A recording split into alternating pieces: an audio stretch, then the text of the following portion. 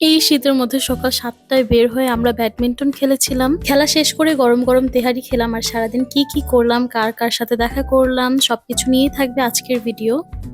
এখন সকাল ৭:৩০ বাজে। চোখে ঘুম নিয়ে আমরা সবাই বাহিরে যাচ্ছি।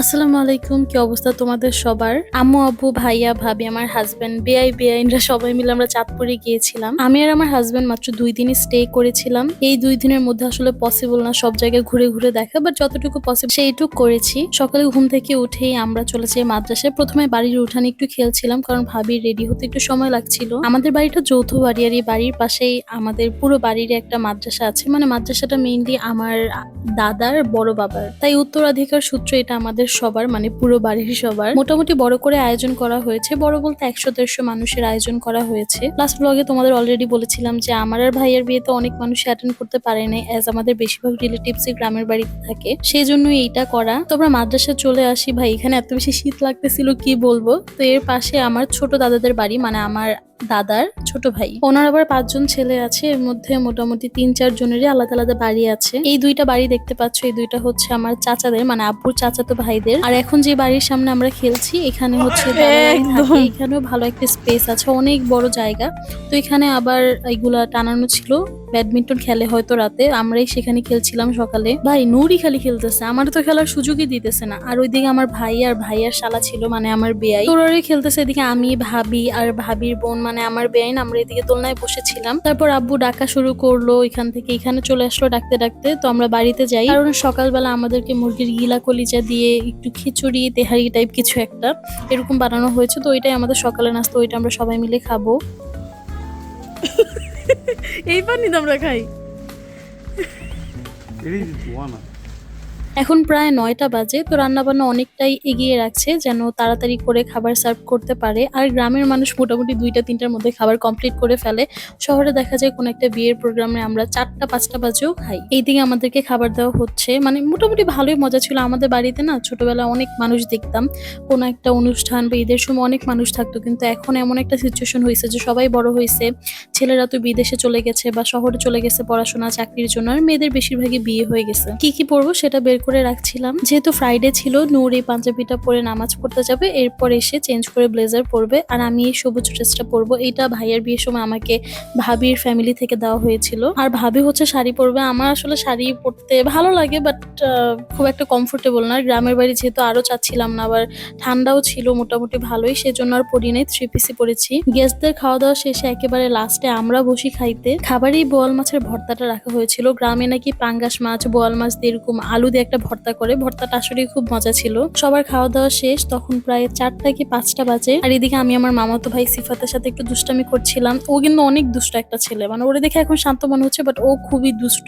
এরকম দুষ্ট পোলাপাইনরা আমরা আমাদের গ্রামের ভাষায় নাডা বলি। অনেক ইচ্ছা ছিল যে খুবই সুন্দর করে সাজিয়ে গুছিয়ে ভ্লগ করবো, বাট ওইভাবে আসলে ক্লিপ নেওয়া হয় নাই। অনেক মানুষ ছিল তো, আর আসলে সবাই কথাবার্তার মাঝখানে মোবাইল নিয়ে আমি ব্লগিং করতে থাকবো, জিনিসটা আসলে কিরকম যেন লাগে, সেজন্য নিচেও করি নাই। আর এখানে আমি আর আমার জামাই একটু রং ঢং করতেছিলাম। এই সময়টা হচ্ছে সবাই খাওয়া দাওয়া করতেছিল, তো আমি আর আমার হাজবেন্ডের দিক দিয়ে কিছু ক্লিপ নিচ্ছিলাম। আর হ্যাঁ, আমি যে হাতে একটা পটলি ব্যাগ নিয়ে রেখেছি, এটা কিন্তু আমাকে অনলাইন পেজ লেডিস ব্যাগ থেকে পাঠানো হয়েছে। তাদের কাছে আরো অনেক কালেকশন আছে, বা তোমরা তোমাদের পছন্দ মতো ডিজাইন দিয়েও কাস্টমাইজ করে অর্ডার করতে পারবে। পেজটা অবশ্যই ভিজিট করবে এবং ফলো দিয়ে দিবে। ফ্রাইডেতে যাও একটু রোদ উঠেছিল, এর আগের দিন মানে আমরা যেদিন গিয়েছিলাম কোনো রোদ ছিল না। যাইতে যাইতে আমাদের 12টা বেজে গেছিল, এত যদি ঠান্ডা ছিল। আরেকবার এরকম করবো। ফারিয়া কিরে, ফারিয়া শিখেছিস? আমাদের বাড়িটা কিন্তু অনেক বড়, কিন্তু যৌথ বাড়ি হওয়ার কারণে প্রত্যেকের পোর্শনটা ছোট ছোট মনে হয়। এমনিতে অনেক বড়, অনেক ধরনের গাছপালা আছে, আবার নিজস্ব 2টা পুকুর আছে। নিজস্ব বলতে মানে যৌথ পুকুর আর কি। তো এখানে একটা গাছ ছিল, কামরাঙ্গা গাছ। তো নূর ওইটা দেখে বলতেছে কামরাঙ্গা, চলো চলো গিয়ে দেখি। মানে মাঝে মাঝে হয় না যে শহরের কিছু মানুষ গ্রামে এসে বলে ও মাই গড এটা ওইটা, ওরে পুরো ওইরকম লাগতেছিল। হঠাৎ করে বলতেছে এই দেখো এইটা, এই দেখো এটা, আমি এই কি একটা দেখো চোরকে সিম। বিয়ে আমরা করেছিলাম? লিটারেলি সবাই ওর এসব কথাবার্তা শুনে হাসাহাসি করতেছিলাম। সবার খাওয়া দাওয়া শেষ, আর বেশিরভাগ আত্মীয় স্বজনই চলে যায়। ডেকোরেশনের লোকরাও তাদের জিনিসপত্র নিয়ে ফুস হয়ে যাচ্ছে।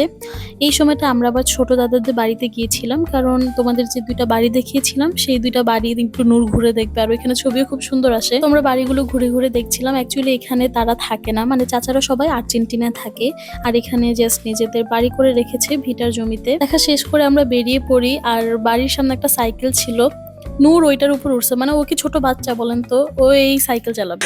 ভাত খায় না চা খায়, সাইকেল লয়ে বাথরুমে যায়। ভাই এইটা কি? আচ্ছা, রিসেন্টলি আমার ব্লগে কিন্তু ও একটু ভয়েস দিতে চায়, তোমরা কি চাও যে নূর ভয়েস দেখ, মানে আমার পাশাপাশি নূরও কিছু ভয়েস অ্যাড করুক? যদি তোমরা এরকম চাও তাহলে কমেন্টে জানাও। এরপর আমরা একটা ফানি ভিডিও করছিলাম, এইটার লিংক কমেন্টে দিয়ে দিব, আর চাঁদপুর ব্লগ পার্ট 1ও কমেন্টে দিয়ে দিব। ভিডিও করা শেষ করে আমরা বাড়িতে চলে আসি, একটু চেঞ্জ করে নেই, এরপর একটু ঘুরতে বের হয়ে পড়ি। আসলে বললামই যে অল্প সময়ের মধ্যে ওইরকম ভাবে ঘোরা পসিবল না। আমাদের বাড়ির কাছের মধ্যে একটা বাজার ছিল, বেরনেয়া বাজার, ওইখানে মোটামুটি ফুচকা, চা, চটপটি এসব মানে কি টুকটাক স্ন্যাক্স পাওয়া যায়। তো আমি আর নূর সেটা এক্সপ্লোর করতে চলে গেলাম। গতকাল আমার ভাই এখানে এসে পোড়া রুটি আর চা খেয়েছিল, এটা নাকি ভালোই ছিল, সেজন্য আমরাও আসলাম খেতে। বাট অনেস্টলি আমার কাছে পোড়া রুটিটা একটুও ভালো লাগে নাই। পোড়া রুটিটা মানে কেমন যেন কনডেন্স মিল্কটা যে একটু পাতলা করে দেয়, ওরা একদম বেশি পানি পানি পাতলা করে ফেলছে, এর জন্য একটুও ভালো লাগেনি, মানে একদম ভিজে ছিল। কি করতেছে এটা? Así, ahí te dice. Esto. আর সবচেয়ে বড় কথা, এই রুটি খাওয়ার কিছুদিন আগে আমরা নাজিরা বাজার থেকে পোড়া রুটি আর চা খেয়ে গেছিলাম। সো দুইটা কম্পারিজন করলে আমাদের কাছে এমনিতেও ভাল লাগতো না। যাই হোক, একটা রং চা নূর নিয়েছিল, ওর তো ঠান্ডা লেগেছে, ও এই দুধ চা খেতে চায় নাই, আর আমি একটু ট্রাই করার জন্য খেয়েছি। আমিও দুধ চা খুব একটা পছন্দ করি না। যাই হোক, রং চাটা খুবই মজা ছিল। সেম রং চা, অত মজাও না। আমরা যে গতকালকে এসেছিলাম তখন একটা হোটেল থেকে নিয়েছিলাম, ওইটা মনে হয় 60 টাকা না 70 টাকা ছিল, ওইটা একটু মজা হয়নি। এরপর আর তেমন কোনো ক্লিপ নেওয়া হয়নি। পরদিন সকালে আমরা রওনা দিয়ে বাসায় চলে আসবো, মানে ঢাকায় চলে আসবো। তো যাওয়ার আগে আমি আবার আমার বড় খালামণির বাড়িতে গিয়েছিলাম, সেখানে আমরা সবাই মিলে নাস্তা করি। নাস্তা শেষে আমরা বেরিয়ে পড়ি ঢাকার উদ্দেশ্যে। নেই তো রাস্তায় দেখতে পাচ্ছ। সো আজকের ব্লগটা এখানেই শেষ। কেমন লেগেছে জানাও কমেন্টে। আল্লাহ হাফেজ।